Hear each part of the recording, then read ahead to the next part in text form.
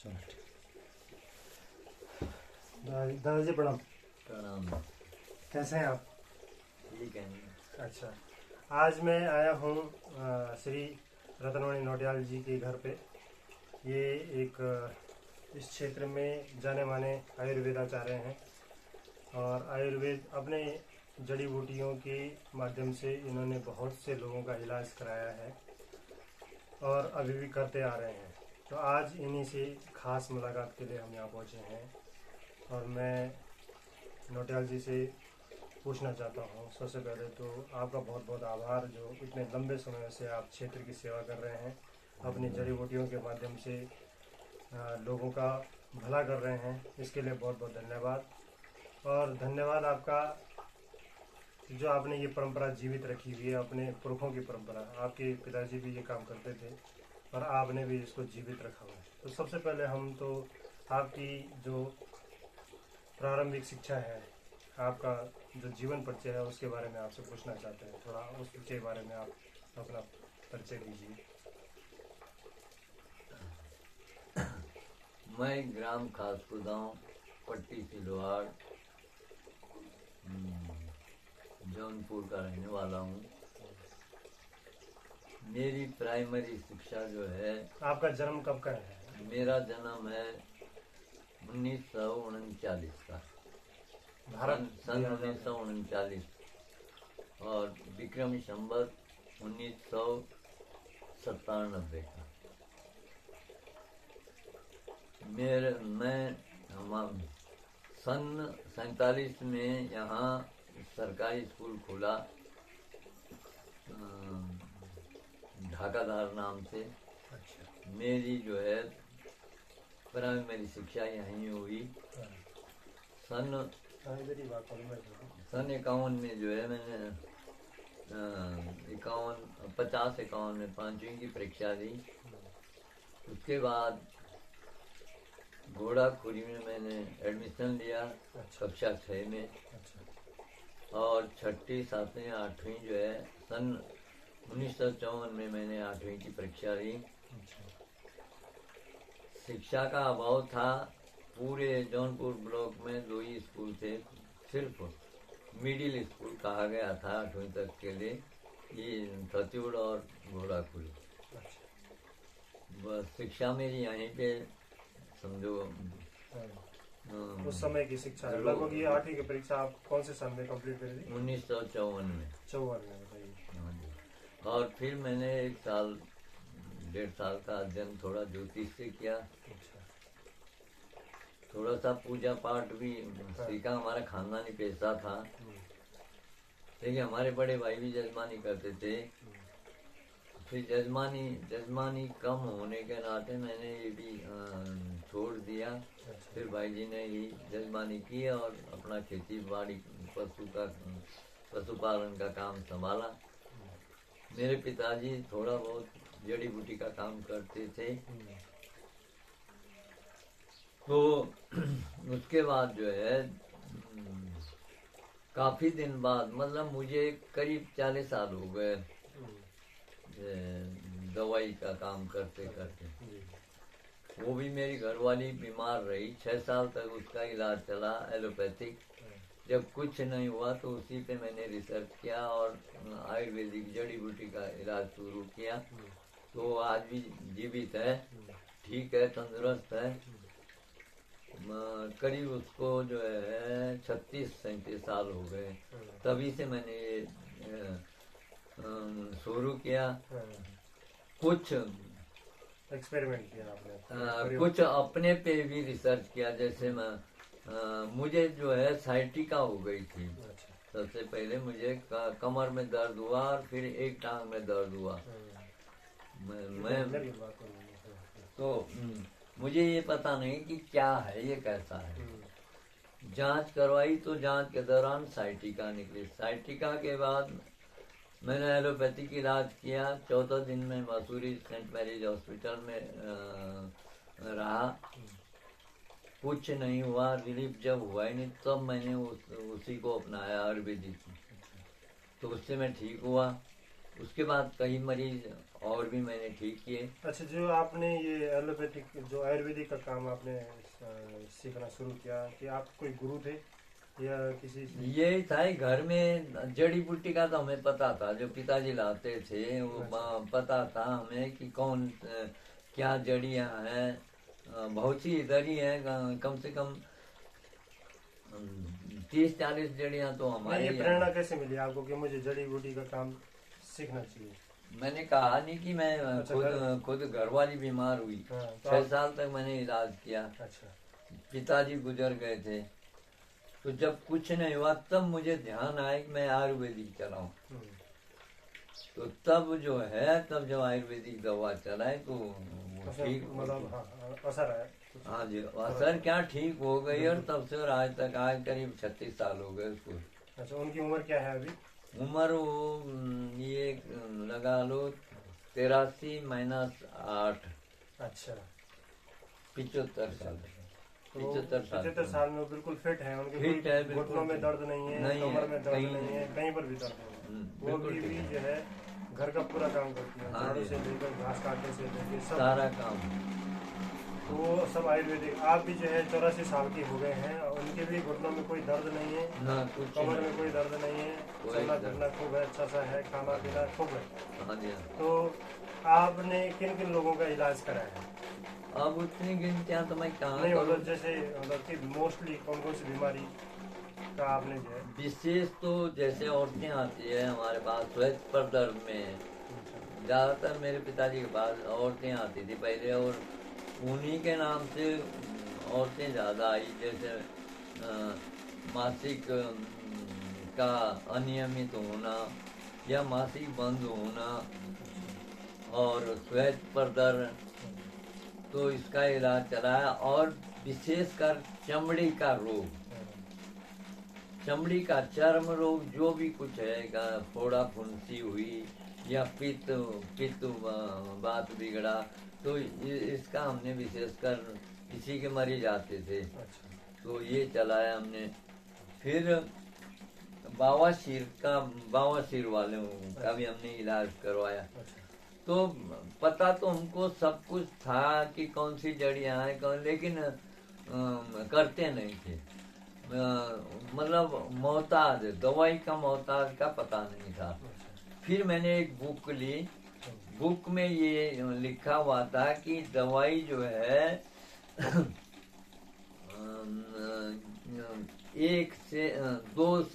2 milligram से और 5 milligram तक इसका मोहताज है।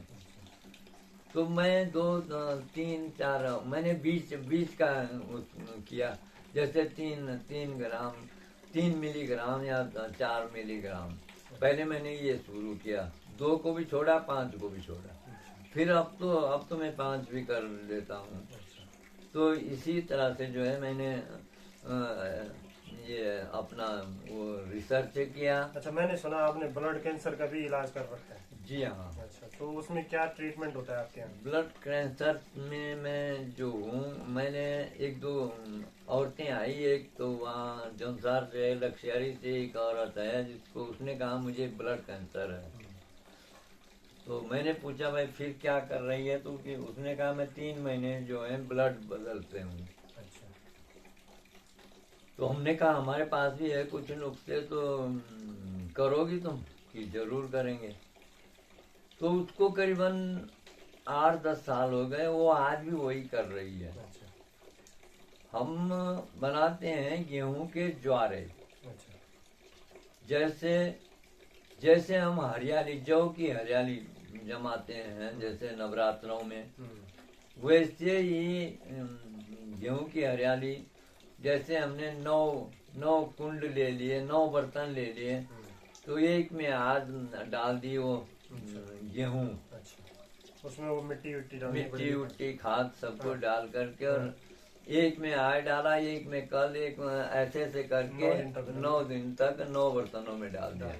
9वें दिन जो है वो हरियाली पहले बर्तन की काटी, उसका रस जितना निकला मशीन द्वारा निकाले, आप वैसे भी कूट के भी निकाल सकते हैं, चाहे 1 चम्मच 2 चम्मच, 1 घंटे के अंतर्गत जो है उसको पीना है। अच्छा, केवल उस रस को?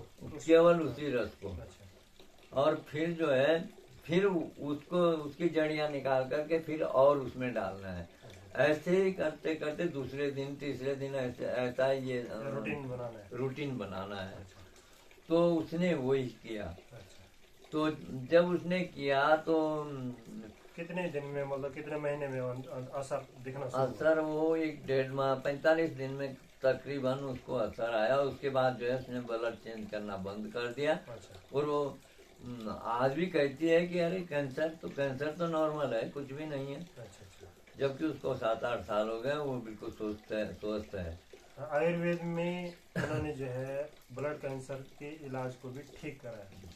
ऐसी कई छोटी बीमारियां, बड़ी बीमारियां हैं जो जैसे लकवा है, लकवा का भी हमने इलाज किया, लेकिन बहुत कम लिया हमने, सीरियसली नहीं लिया इसको। अच्छा। लकवा में हम जो है 5 साल से पुराना गुड़ अच्छा। और रीठे का छिलका, फल का छिलका, उसकी गोलियां बनाते हैं 5 साल से पुराने गुड़ के साथ। अच्छा। जैसे 100 गोलियां बना दी तो खाने को तो वो देते हैं। और मालिश करने के लिए मालिश जो है उसके स्वमूत्र, उसी मरीज के पेशाब की मालिश की जाती है अंगों में। अच्छा। तो काफी फायदा हुआ लोगों को। अच्छा। तो मेरे कहने का मतलब तो ये है कि आयुर्वेदिक में जो है अगर थोड़ा टाइम लगता है, लेकिन बीमारी जड़ से कट जाती है अगर परहेज से कोई करे तो। हाँ, इसमें परहेज का ध्यान रखना पड़ता है और साथ में थोड़ा सब्र रखना पड़ता है। मेहनत है इसमें, जो जड़ी बूटी को पहले एकत्रित करना, फिर उसको कूट कर जो है बनाना, फिर उसमें और दवाइयों को मिलाना, फिर जो है ये इस तरह से जो है कई दिन इसमें आयुर्वेद में थोड़ा असर लेट होता है, लेकिन है इसका इलाज, मतलब हर बीमारी का इलाज आयुर्वेद में है। और आपने ये अलग जगह रखी है, बहुत अच्छी बात है। अच्छा, तो मेरा एक और सवाल है आपसे कि जो आने वाली पीढ़ी है ये एलोपैथिक पे ज़्यादा भरोसा कर रही है और अपना लाइफ स्टाइल, जो जीवन जीने का तरीका है, उसमें काफ़ी बदलाव आ चुके हैं। तो उनको आप क्या संदेश देना चाहेंगे? मैं तो यही कहूँगा कि आयुर्वेदिक को अपनाइए, और इसमें पैसे की भी बचत है। और मुझे जो लगा कि जैसे एलोपैथिक है उसमें कुछ न कुछ नशा की चीज भी होती है जो नुकसान भी करती है। अगर वो 75% फायदा करेगी तो 25% उसका नुकसान भी होता है, साइड इफेक्ट बहुत सारे। हाँ जी। तो जड़ी बूटी में हमने ये पाया कि फायदा भी नहीं हुआ तो नुकसान कुछ नहीं होता, फायदा होगा ही होगा, कहीं ना कहीं होगा ही होगा। अगर आपको कैंसर है तो कैंसर में तो होगा ही, लेकिन और बीमारियों में भी फायदा होगा। अच्छा, मतलब एक जड़ जो है 17 बीमारियों में काम आती है। अच्छा, अगर जड़ी बूटी भी नहीं, हमारे जो किचन है नोटियाल जी, तो हमारे किचन में ही बहुत सारी ऐसी चीज़ें होती हैं जो मतलब तो दवाई का काम करती हैं। तो ऐसी क्या क्या चीज़ें हमारे किचन में हो सकती हैं जो हम दवाई में इस्तेमाल करते हैं? बहुत सी चीजें हैं, जैसे लहसुन है जी। लहसुन को तो हम लकवा में भी देते हैं। अच्छा। जैसे जीरा है, तो जीरे तो पहले तो यही था कि जीरा सर्दी जुकाम हुआ या बुखार आ गया तो जीरा थोड़ा सा उबाला और उसका सिरप पी दिया, तो उसी से बुखार भी हट जाता, पसीना हो जाती थी। मतलब पसीना, जिसको कभी पसीना ही नहीं हुआ, तो जीरा ऐसी चीज है कि उसको उबाल करके थोड़ा सा 2 चम्मच पिलाओ, एकदम पसीना हो जाएगी। जैसे कि बारिश में भीग जाते हैं, ठंड लगती है, तो वो पेटेंट दवाई है। जैसे हल्दी है, तो हल्दी शक्कर या गुड़ ऐसी चीज है। हल्दी और गुड़ तो हमारे लिए एक ऐसी चीज है जैसी चोट, अंदरूनी चोट, पुरानी चोट, अगर हल्दी का और गुड़ का रोज उसको खाएं तो टूटी हुई हड्डी तक जो है लग जाती है। अच्छा। हाँ। अजवाइन और है। अजवाइन है, जैसे अजवाइन में जो जो हमने पाया और जो रिसर्च किया, खुद बहुत ही बीमार, तो मैंने अपने पे रिसर्च की कि आजकल लोग जिसको कहें वो गैस गैस गैस गैस होती है। अच्छा, और टैबलेट खाते हैं। अच्छा, तो हमारे थोड़ा सा आयुर्वेद में जो नुस्खे हैं उसमें ये लिखा है अगर तुम ज्यादा टैबलेट खाओगे तो किडनी खराब हो। अब किडनी भी मैंने जो देखा तो बहुत से लोगों की किडनी खराब भी हो रही है। तो अजवाइन ऐसी चीज है कि अजवाइन तो सबके लिए फायदामंद है। जैसे प्रसूति का है, गर्भवती है, तो अजवाइन का इस्तेमाल करें तो हर चीज मतलब ठीक रहती है।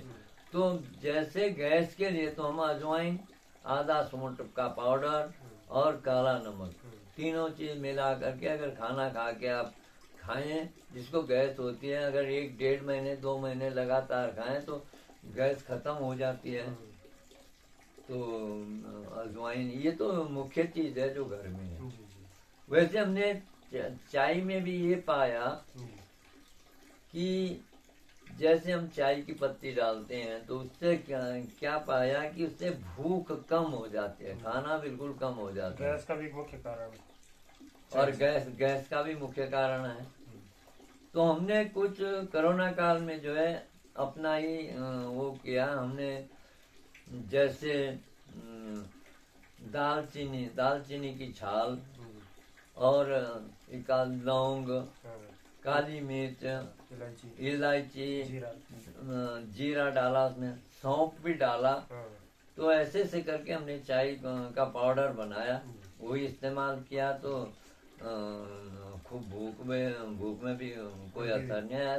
सारा उसमें बीपी हाई और बीपी लो में भी उसमें असर होता है, वो ठीक करती है।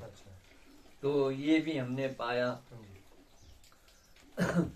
तो ऐसा है कि मैं तो यही हमारे कहूँगा, किचन में मतलब ये सारी चीजें होनी चाहिए अगर अच्छा, दूसरी बात जो हमने पाया चमड़ी के रोग के लिए, और जो भी मरीज मेरे पास आता है तो सबसे बड़ी मुश्किल यही होती है कि साबुन। हम तो उस जमाने के हैं जब साबुन लगाते ही नहीं थे। सही बात।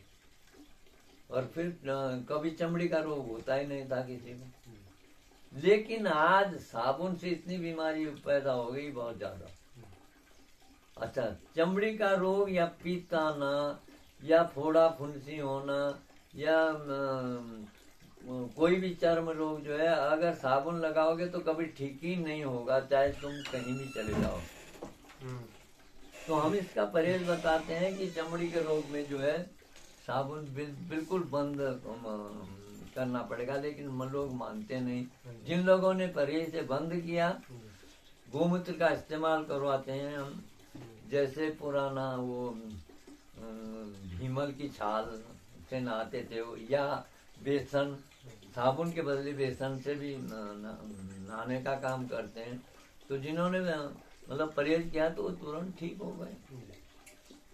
दूसरी बात मैंने आपसे पूछा था कि जो आप आजकल जो युवा पीढ़ी में जो लाइफ स्टाइल है उसमें जो बदलाव आ गया, उसकी वजह से भी बीमारियां बहुत सारी हो रही हैं। तो जैसे इनफर्टिलिटी का होना, मोटापा का होना, गैस का होना, ये सारी चीज़ें अगर हम अपनी लाइफ स्टाइल को चेंज करें, जीवन जीने की जो दिनचर्या हमारी उसको अगर चेंज करें तो ये सारी चीज़ें ठीक हो सकती हैं। तो इसके लिए आप लोग कैसे करते थे, आपका लोग? ये मैंने ये पाया कि इसमें 2-3 फॉर्मूले हैं। जैसे कि नित्य नियम, नित्य के जो नियम होते हैं वो आजकल के जो युवा पीढ़ी नहीं अपनाते हैं। नित्य नियम का जो ये है कि समय से खाना है, कितना खाना है, कितना डाइट है। मेरी 2 रोटी की है तो 2 ही खानी है।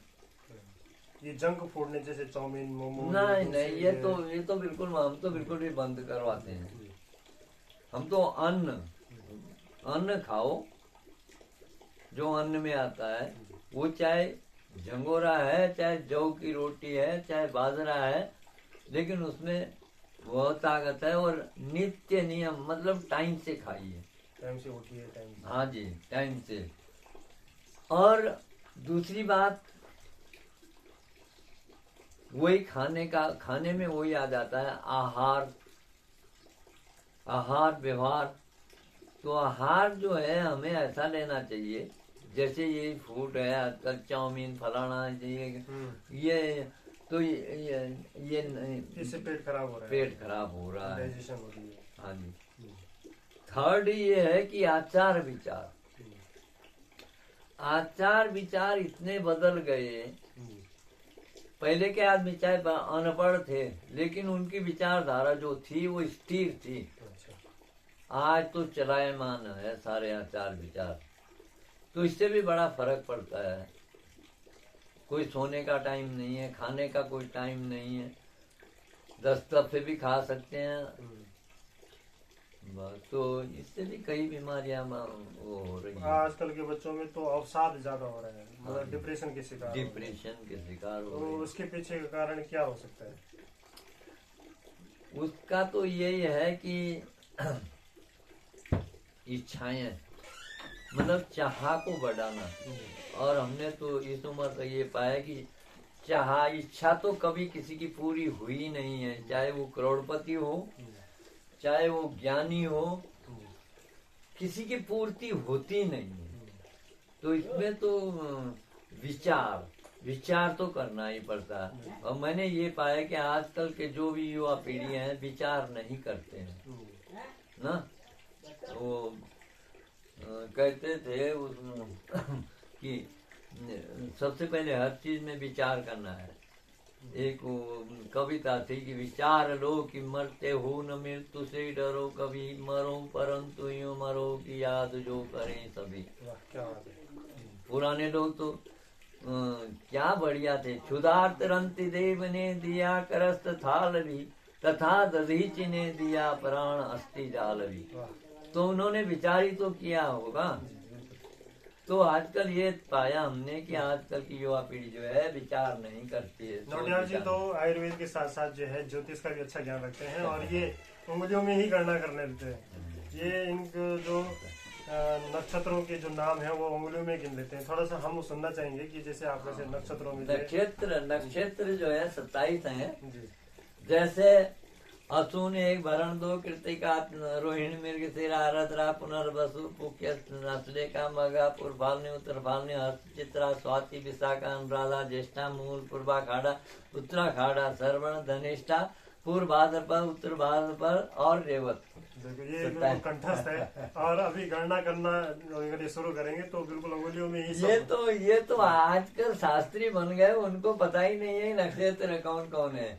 वो तो मोबाइल में देखते हैं। और हमारा टाइम में तो जब बच्चा होता था अश्लोक है, जैसे हम सिरोजी का मेघ सिंहम धनम पूर्व वृक्ष कन्या मकर दक्षिण मिथुन तुला कुंभ पश्चिम कर्क विच्छा मीन उत्तरा मेघ धनु वृक्ष भाव। अच्छा, रोने का था मेघ चर वृक्ष थीर मिथुन दुष्य भाव। तो हम बता देते कि ये देर से रोया होगा। अच्छा, फिर चंद्रमा के अंतर्गत लगन से और चंद्रमा के बीच में कितने पाप कर रहा है, तो उसमें ये आता था कि इतनी पर सूतिका वहां होगी। और हम बताते हैं कि इतनी पर सूतिका है, तो जो दिखाने वाला वो कहता है सचमुच है। तो हमारे तमाम पढ़ाई तो उन्हें बहुत कम की। पहले के समय में घड़ी भी नहीं होती थी, आज तो मोबाइल में ही घड़ी है। लेकिन ये आप जो है उसमें बिल्कुल सही बात है। आपने बहुत अच्छा क्वेश्चन किया। तो कैसे देखते थे आप, समय को कैसे देखते थे? आज घड़ी तो हमारे टाइम जब हम स्कूल पढ़े घड़ी तो बन गई थी। रेलवे टाइम को ज्यादा मानते थे, फिक्स रेलवे टाइम को। अच्छा। कि यही सही टाइम है। अच्छा। बाकी घड़ियां तो हर आदमी के हाथ में आगे पीछे भी होती, लेकिन जो रेलवे टाइम है उसको ही मानते थे। हमारा ज्योतिष में शंकु लगता है। शंकु माने 7 अंगुल का एक तिनका जो है सीधे खड़ा करके उसकी छाया नापते हैं। उसमें गणती होती है, गुणना भाग देना। उसी से हम पता करते हैं कि ये टाइम है।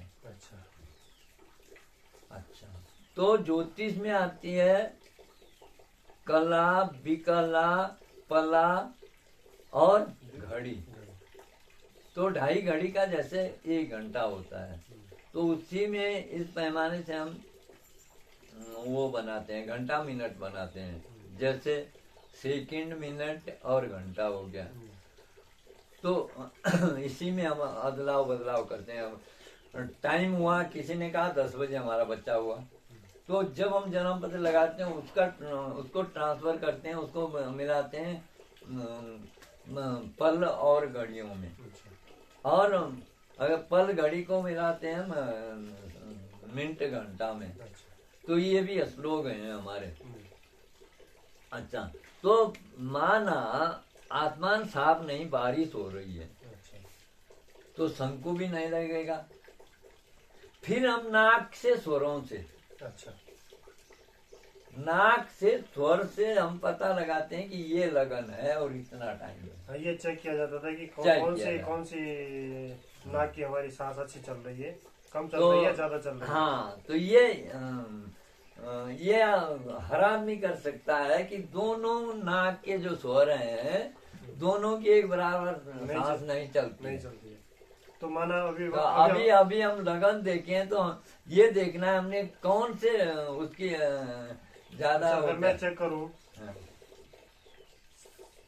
तो मेरी अभी बाएं नाक की ठीक चल रही है। तो उसमें भी हमारा श्लोक है, उससे भी हम बता देते हैं कि ये लगन है और इतना टाइम। अभी कैसे पता चलेगा कि अभी क्या समय हो रहा है?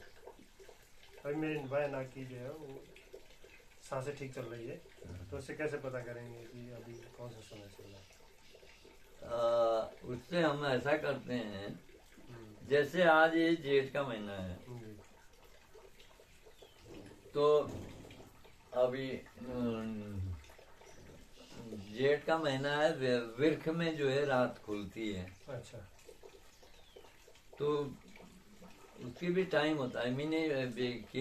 मिने मेघे त्रो घटिका चत्वारो वृक्ष कुंभयो, 4 घड़ी का होता है वृक्ष।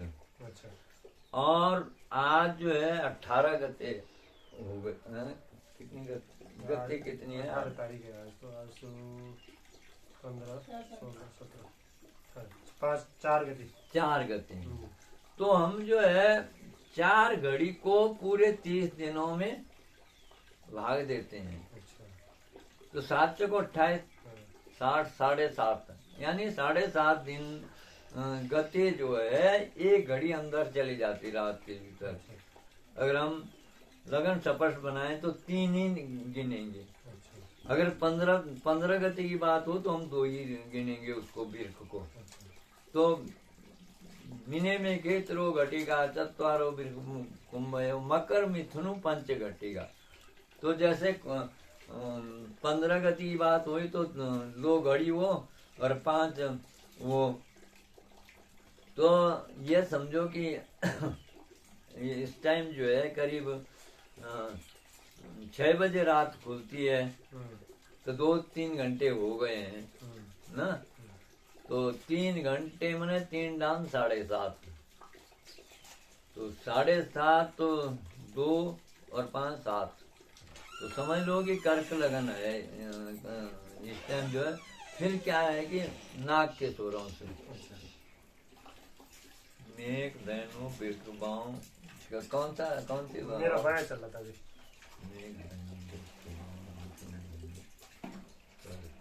वही कर्क लगन आ गया।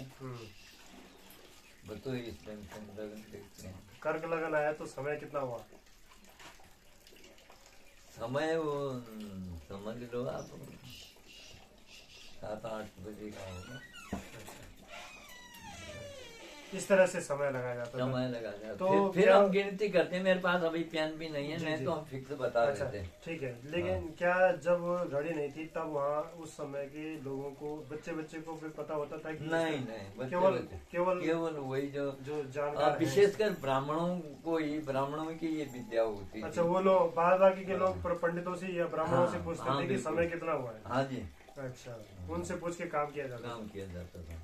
ठीक, ये हुई ज्योतिष की बात। अभी हमने आयुर्वेद की बात करी। आगे आने वाले समय में भी हम आपको जो है गुरुदेव से जो है वार्ता करते रहेंगे, पूछते रहेंगे किसी आप लोगों को भी किसी बीमारी के बारे में पूछना है तो आप लोग भी ज़रूर पूछ सकते हैं, और उसका इलाज आयुर्वेद में कहीं ना कहीं है, ये गुरुदेव बताएंगे। धन्यवाद।